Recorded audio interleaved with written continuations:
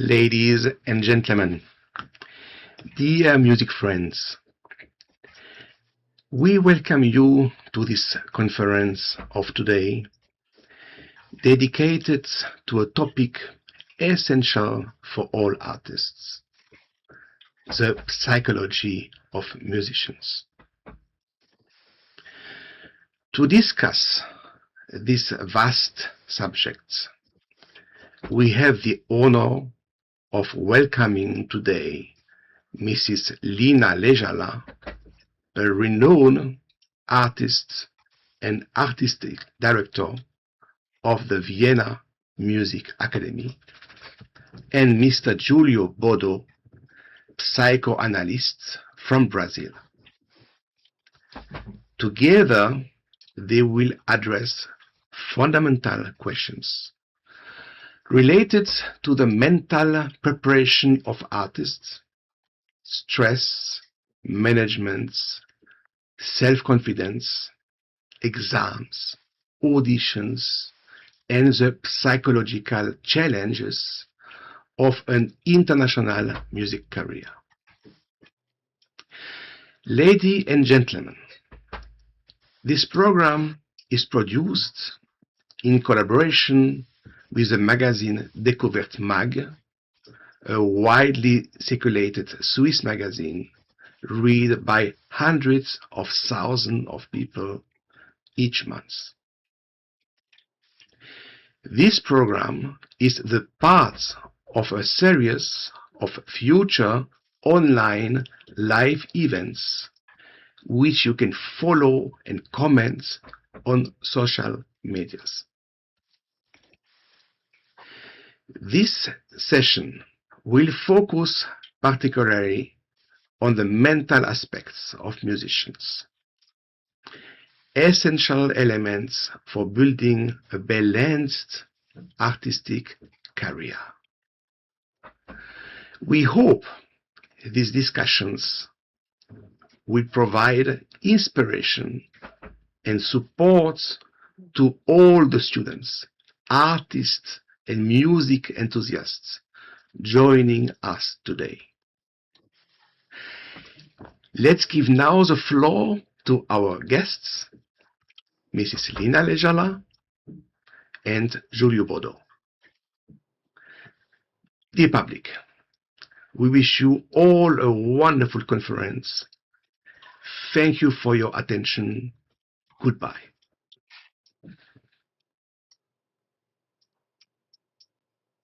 Ladies and gentlemen, good evening. I hope you're doing well. It is my pleasure to welcome you on board at this conference talk together with psychoanalyst Julio Bodo, a great friend of mine. My name is Liina Leijala. I'm the artistic director of Vienna Music Academy, and I would like to introduce Julio to all of you. Good evening, Julio. How are you doing?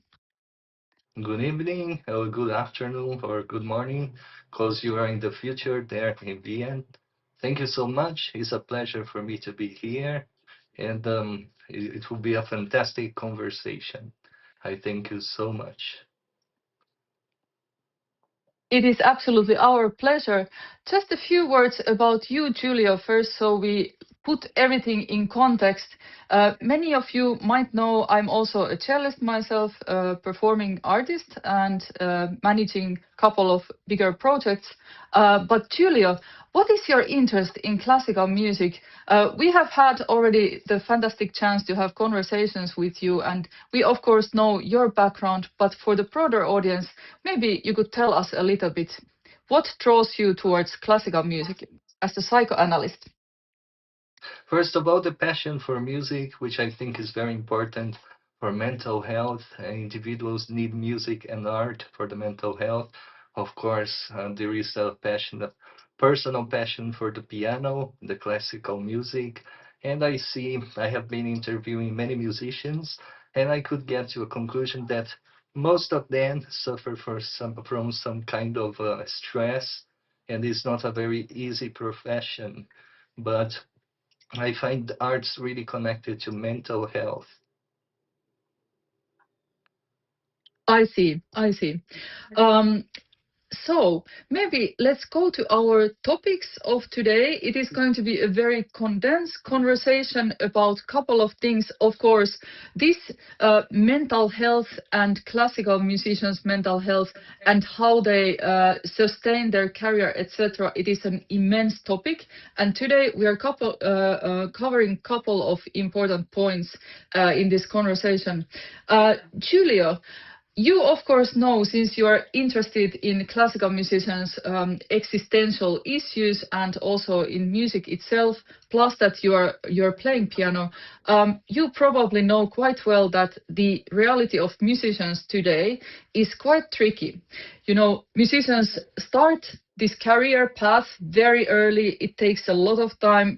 You have to prioritize your life in practicing. Many times, if you want to aim very high, you even reduce the time for going to school in order to practice. So the process starts very early. Then comes competitiveness when you're at the university or even before. And the younger you are, the better it would be to be more advanced. So pressure is very, very high. And yet, the people who select to have a career in music, in my experience, they are, if I could generalize a little bit, they are very sensitive people. So that dilemma, having this incredible pressure and competitiveness combined with that sensitive and sensible mindset, and you know that certain tenderness and understanding human feelings together, is quite unique and often also brings a lot of issues and problems. Um, I also have noticed myself that people who pursue this career and start to study, they realize maybe at some point they will have this moment where they think, "Oh my God, what is this career actually about?" Would you have comments in this very, very vast subject? How would you approach a musician dealing, for example, with these issues that I just mentioned? I guess we can start as a musician, looking at a musician as a human being with the vulnerabilities that are natural to human beings. But as you said, from the beginning, people start really early in the career, and perhaps the parents have a great expectation about the new Mozart, and you have to play at the family Christmas party Exactly. sometimes, and you don't want to do it, you know. So I would like to propose a phrase here, which is from Donald Winnicott. I took notes so I won't forget it. It's a joy to be hidden, but disaster not to be found. So perhaps this is the conflict of a musician's life. I need the audience to give this validation, and at the same time I need to keep my vulnerabilities there next to me, keep myself to myself. So I understand that the balance of this conflict is working, being hidden. At a certain point you keep yourself to yourself, you give yourself some privacy, and at a certain point you need to be performing in public, and there is a lot of expectations, most of them not only from the public, you know. You project a lot of the expectations you have on yourself, you know, to the public.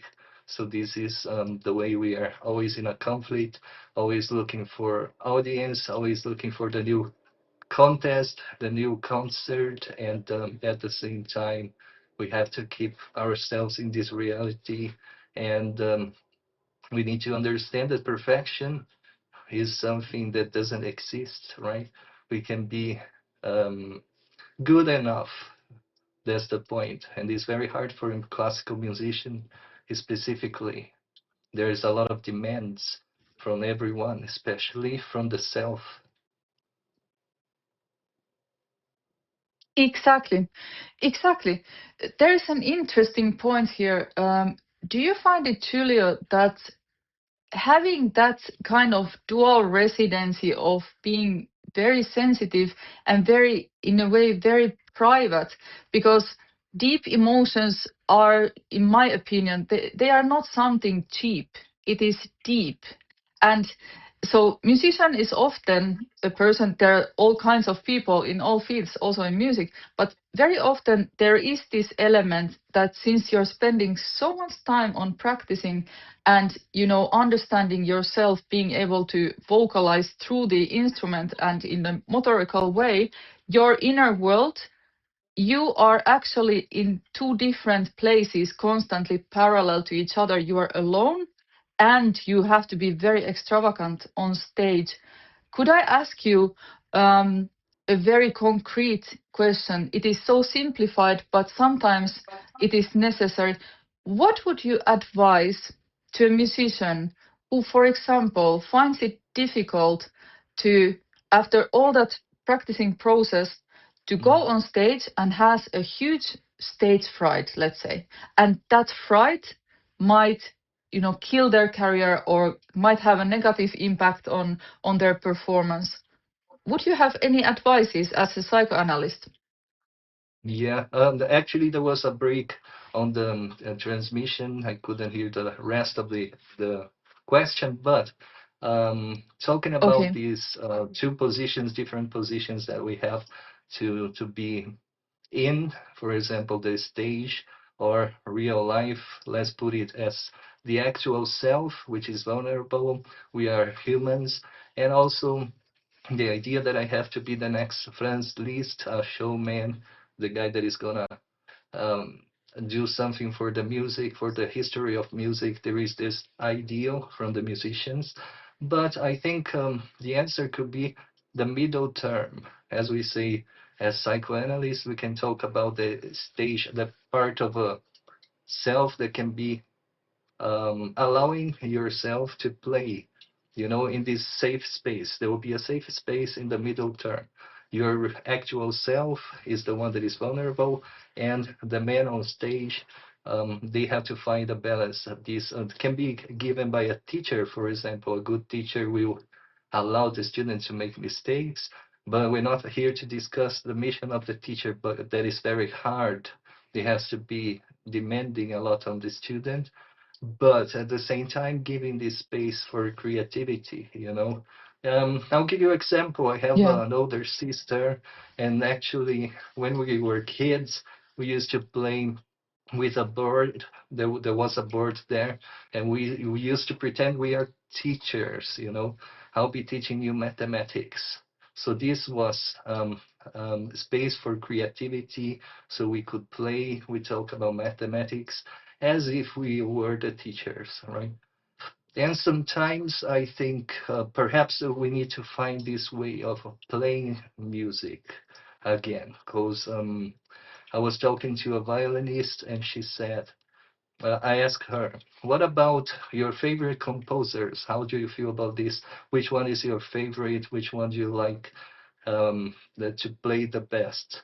And she says, independent of the composer, I play the same because it became kind of routine for me.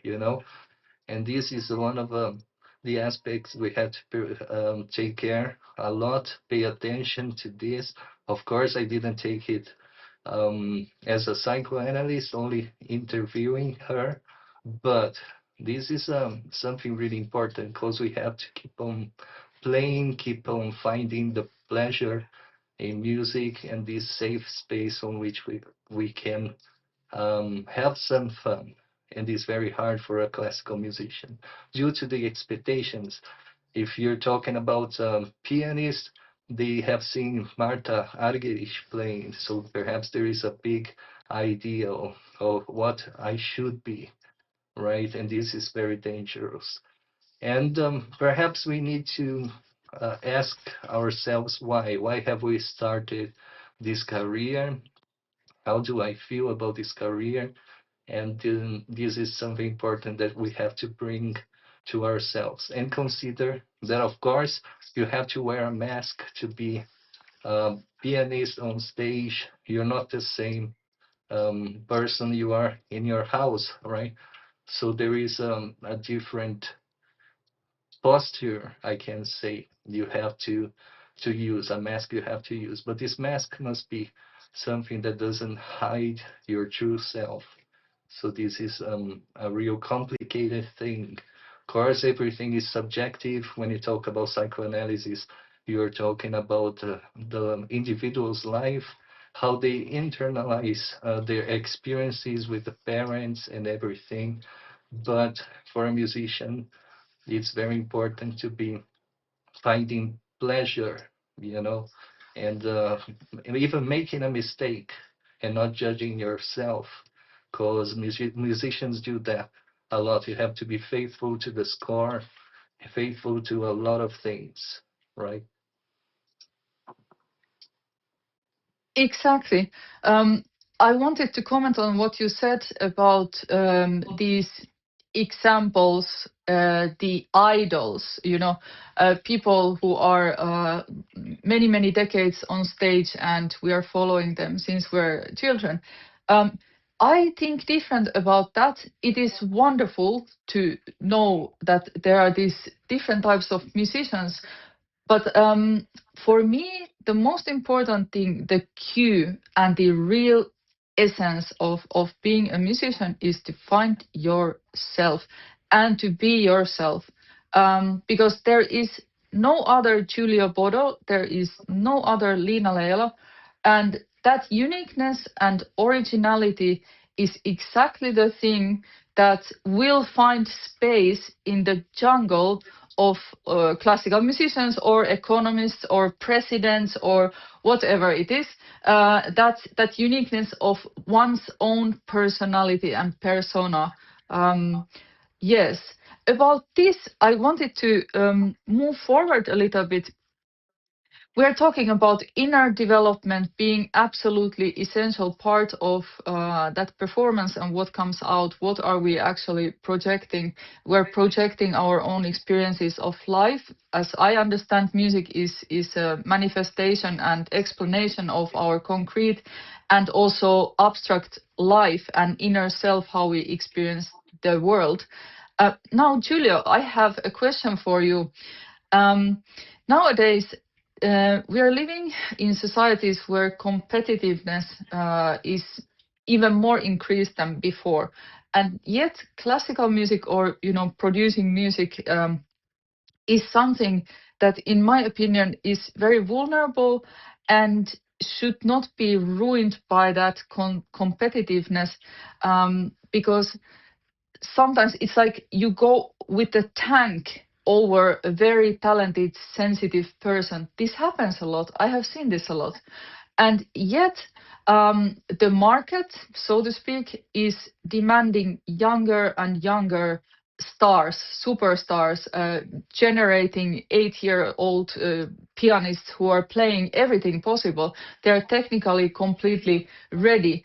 And then at some point when they grow up, they're adults, they might have a burnout because they feel like they have conquered the mountain already. They have won so many competitions, they have been on stage, they played as a soloist, they have been praised in the magazines, and they might have spent so much time with the instrument that they haven't actually maybe catched up with the self-development and knowing themselves. They didn't, spend time in the tree or diving in a lake.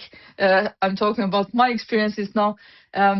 What do you think about this? Let's call it the music market as a psychoanalyst.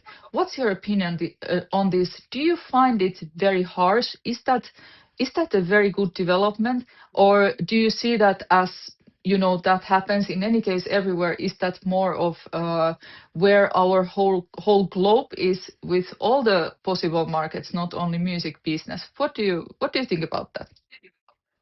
There is a phrase which is often attributed to Socrates, which is know thyself and then you know the universe and the gods.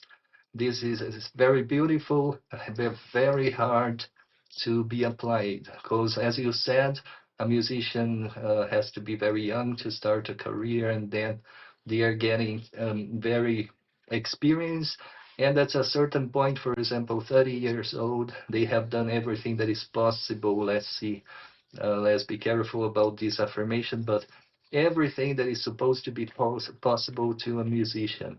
And you have to reinvent yourself somehow and to find pleasure in different aspects of music, And at a certain point, we have to pay attention to these demands because, as you said, have to be young, you start your career, you have a very hard training on the instrument or singing, using your body as an instrument. And what I find really important for a musician that you brilliantly talked about is, do you give yourself some time to take a deep breath, and um, all the musicians know how important the silence in music is, the pauses. The pauses are very important, are music themselves. So you don't play a Beethoven symphony without a pause, note after note. So for the resonance of the next note, you have to give yourself a pause. So this is a problem for the musicians in the search of perfectionists, in the search of perfection. We are all a little bit of perfectionists, and especially the classical musicians. Um, as far as we can understand, you have to be faithful to period, Baroque period, Romantic period. You have to study a lot expression, technique, and balance everything, and be always ready for a tour, always ready to get a new contract. So this is very hard, and yeah. And the question about getting to know yourself, maybe this is a project for the whole life. You're going to grow up, be an adolescent, be an adult, and everything will change. We change as human beings. So the idea is living the phases of your life, the periods of your life, learning and balancing what is expected from yourself, your judge, internal judge, and from the audience, and from the music director, from the teachers, and what is possible for you, what I can take right now. This is probably the biggest challenge of a classical musician. What I could recommend, of course, everything you like to do, have pleasure doing. Like many people told me they do yoga, they practice yoga, sports, everything that can connect you to yourself, that gives you pleasure, or even go for a walk. Every musician likes, let's not generalize, but most of the musicians like to go for a walk and reflect about some things about life.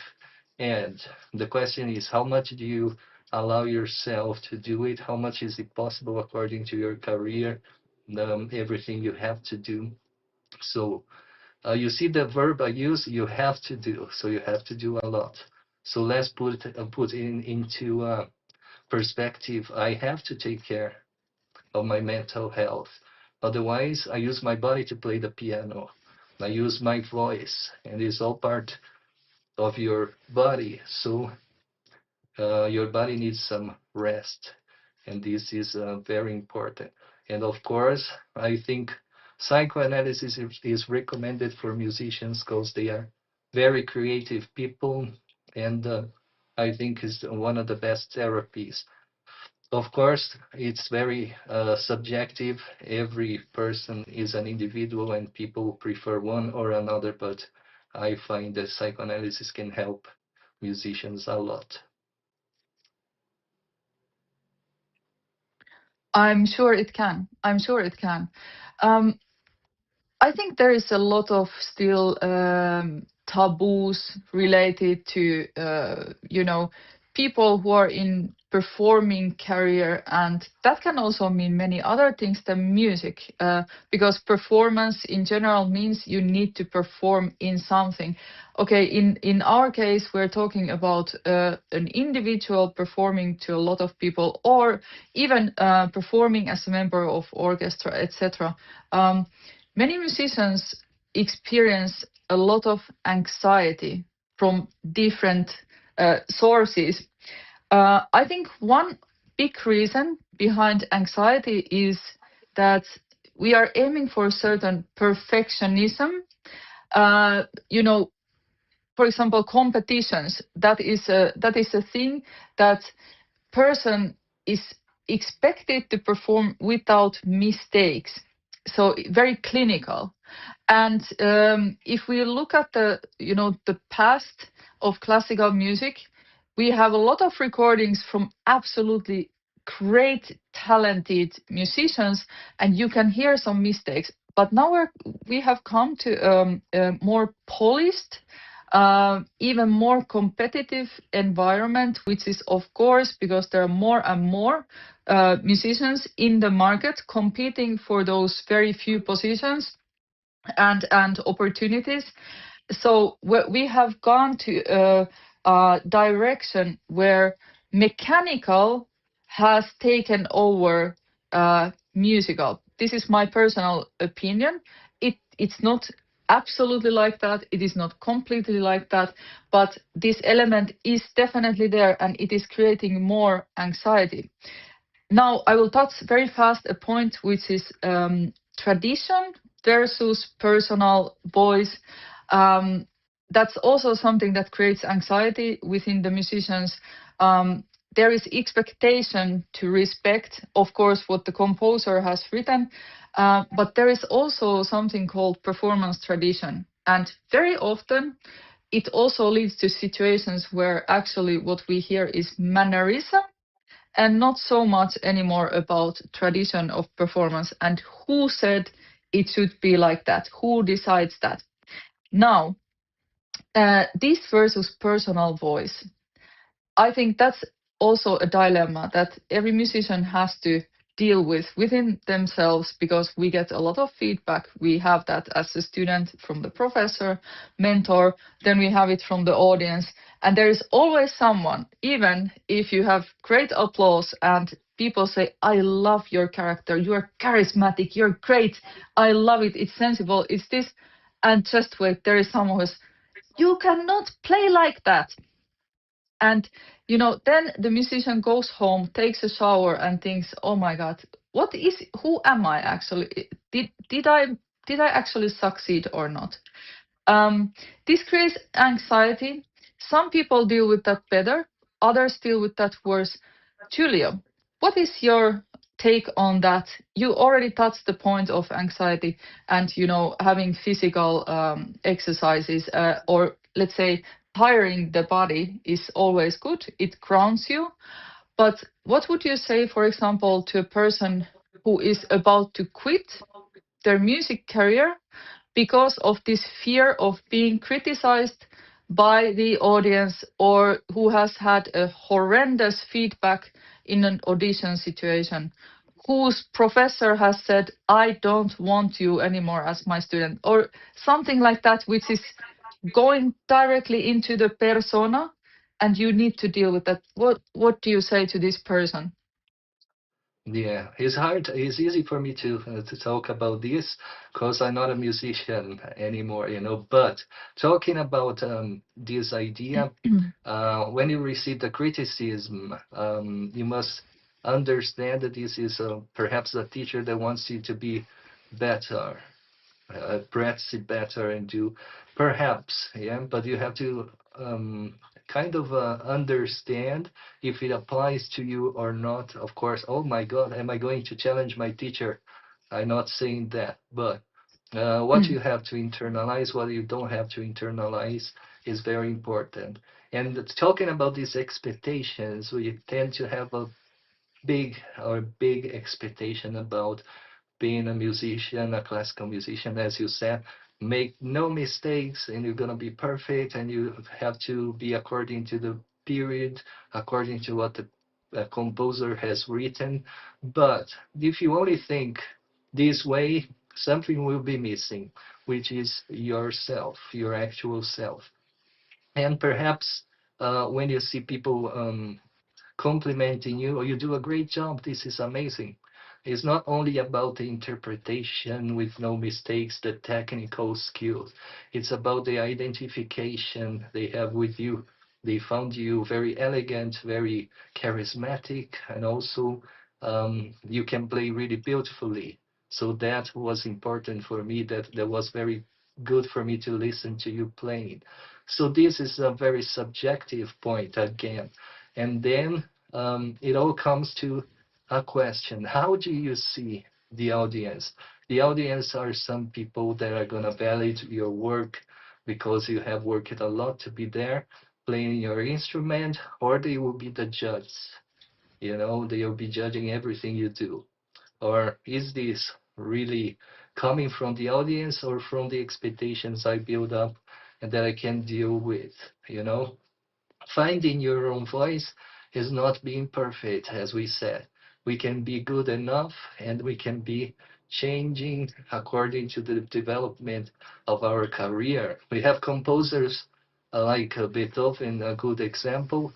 He was in the classical period, so he had a big influence of the classical composers such as Mozart. But during his career, he was in transitions, always like revolutionary in a way that he could only be by finding a perspective of looking into his own ideals, what he wanted to develop and giving himself a kind of freedom to do it. Of course, we're talking about a composer. A pianist wouldn't have you know, um, this license or to be improvising. You cannot improvise a piece by Chopin on stage. But of course, you can put your heart, your soul, and a part of you there. And this is the biggest challenge of the psychoanalysis is to help the individual, in this case the musician, to find a balance between the mask I use, the self I created to be dealing with the demands of the external world, which is my stage, and at the same time being myself, the actual self, balancing real life expectations. And this may be the way. And of course, as I said, we have to deal with all the individuals and their perspectives, how they embody the experiences of life. So this is the biggest challenge for the psychoanalyst and for the musicians. We are always having new contests, so we have to be the best one playing Chopin. So who is the best one playing Chopin and why? According to whom? This is really complicated thing, but um, as you said, finding your own voice playing Chopin. You're not Chopin. Chopin had his own voice composed, and perhaps is the one that we can read the scores and see some references. But what can we do about the Renaissance or Baroque period, on which you have to improvise the bass on the harpsichord, right? Of course, it's not totally open improvisation, but you have to put a little bit of yourself to play some bass on the Baroque period. And perhaps this, I don't know if I answered the question, but I guess if not, please tell me. Yes, yes. I mean, that is fantastic what you're saying about that. Basically, to summarize, it is that everything is very relative. Everything is relative. It depends on who is looking at it, who is listening, who you are, what the context is, what is the environment. Maybe I just like to go back to the point that I had about this very competitive environment, whereas the more and more young people should be able to perform more and more high level.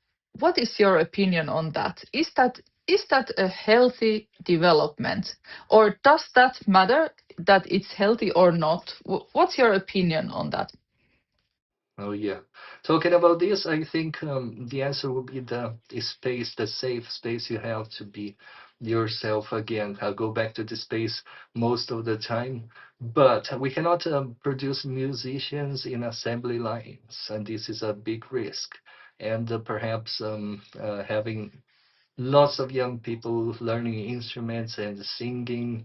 There is a lot of expectation from people, from the young musicians also, and sometimes they are afraid of participating in competitions or anything. This is a narcissistic thing, not in a bad way, not a diagnosis of narcissist. I mean, they invest when you invest the libido into yourself, you know, it must be important also for your self-esteem as a musician. This is important, but perhaps this fear can come from some experiences I have already lived. It can be like a panic I have from stage, from being judged. Most of the time is being judged is a problem. You know, perhaps even the situations in which you had to play food Elise, the little boy has to play food Elise for an uncle at Christmas party that we mentioned in the beginning. This can be a traumatic experience, you know. Of course, just an example, but the idea is to understand how people deal with their fears, with their expectations, and how can they support or be stable at a judgment, you know, the judging eyes that we create ourselves and also the society. When you go to a classic concert, you want to see the person that is playing really elegant, charismatic, as you said, and also playing very different from the average. So but this can be one person, but another person is just expecting to close their eyes and watch and listen to a beautiful music, no expectations, no judgment about mistakes, or because every pianist will be playing differently. Though you can try to work in an assembly line to be technical, but it's impossible to reach that expectations, you know. You cannot be playing. Nobody can play the cello like Liina. It's very specific, you know. Thank you so much, Julia. I would like to jump a little bit to another topic, which is also very typical in the musician world. Let's talk about narcissism. Everyone is afraid of this word. It is a toxic word. Narcissists are toxic people. But wait a second, what are we doing here? Musicians, they love to spend that time alone. They have certain solitude that follows their whole life, and we want that people listen to us. We want to be discovered. We have very narcissistic tendencies. Julia, could you summarize very shortly now what is a narcissist? And then I would like to discuss those traits, narcissistic traits, and how does that work with, combining a life and musicianship. But could you tell us what is a narcissist? Yeah, I'm not talking about the diagnosis, which one we talk about, and many people fear this diagnosis. The people they only see themselves, invest in themselves, and don't care about the others. Now, let's talk about the narcissism, which is very important for everyone, which is looking into yourself and investing energy into yourself. And this will be very good for a musician. You have to find your good characteristics and invest and admit it. You see a lot of people, for example, they have difficulties in taking compliments. If people say bravo, you say no, it could have been better, right? But how could it have been better? You know, it's again about expectations, but it's very important to be a narcissist and look inside yourself and finding your own voice, what you really want. Most of all, not what you want only, but why do you want that, right? So investing the libido, the energy in yourself is very important for a musician. And talking about these periods on which the musicians always want to be alone, keep themselves to themselves, is very important too, you know, because as I said, we build up a self to be shown, to be demanding the audience, and to be always constantly wanting to be seen. But this one that is vulnerable, this one that is the one that doesn't want to be, you know, transparent to the others, must be protected, right? But we can start thinking about narcissist libido not only as the narcissist diagnosis. because this is too bad. You're gonna look only to yourself, only to what you wish, only to, it doesn't matter what the people feel, right? So this is the bad one.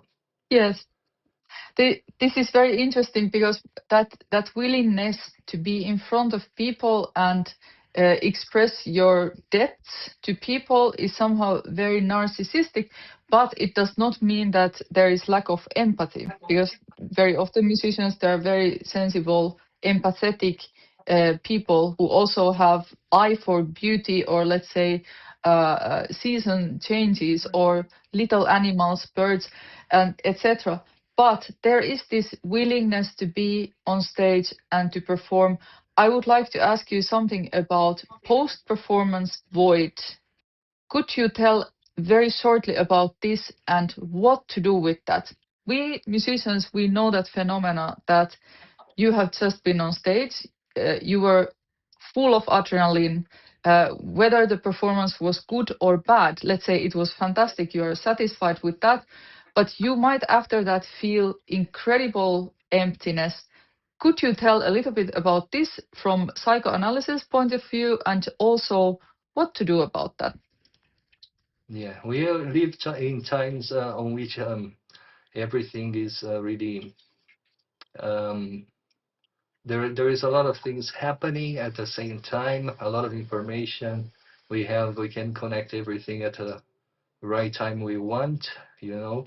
And these perhaps we are a little impatient towards this. But talking more specifically about the musician, there is this adrenaline, the stage, and then I need this adrenaline is something like an addition, not in a bad way, but an addition that musicians have. We need this adrenaline and a stage, the validation of another people to play in the arts that I really love and I really learned how to do. I studied a lot to do it, you know. But as we're talking about the pauses in music, they are very important. So you have to find this balance, this stasis, like in a certain way that you know you balance your energy. You have to deal with the emptiness of being a human at a certain point, because we demand ourselves to be always practicing, always playing, always giving the best concerts, always being seen by people. But at a certain point, perhaps you cannot play a concert every day of your life, Monday, Tuesday, Wednesday. That would be impossible physically. As you said, it demands a lot of energy, adrenaline, and you need some pause. Your body needs some pause. So easy to say, but very difficult to do because musicians' life in general and many other kinds of professionals today, they are always finding something to do. For example, it's Sunday, I need to relax, but this is what I have. Um, I'm consciously know that I have to rest, but do I permit myself to have some rest? Do I permit myself to, you know, give a pause and do nothing? Doing nothing is very important for a musician too. But and this again is a matter of balancing what I can do, what I can't. It's impossible to play one concert every day for 1 month in different cities, in different with different public, different composers. That's not human, not possible for a human being. And as I said, everything is about individuation. We learn to deal with everything that is our shadow, our dark side also, which is not psychoanalysis. This is Carl Jung, but also important that we find our voices and give voice to our voices. Like, I need to rest. Okay, gonna do nothing, watch a film, not thinking about the next concert. It seems to be very easy, but it's not. I understand. I see this post-performance void, or for me, it's also pre-performance void, actually, because I need a complete emptiness in order to be creative or to be courageous as well. Um, And it's interesting. You mentioned, for example, watching a film.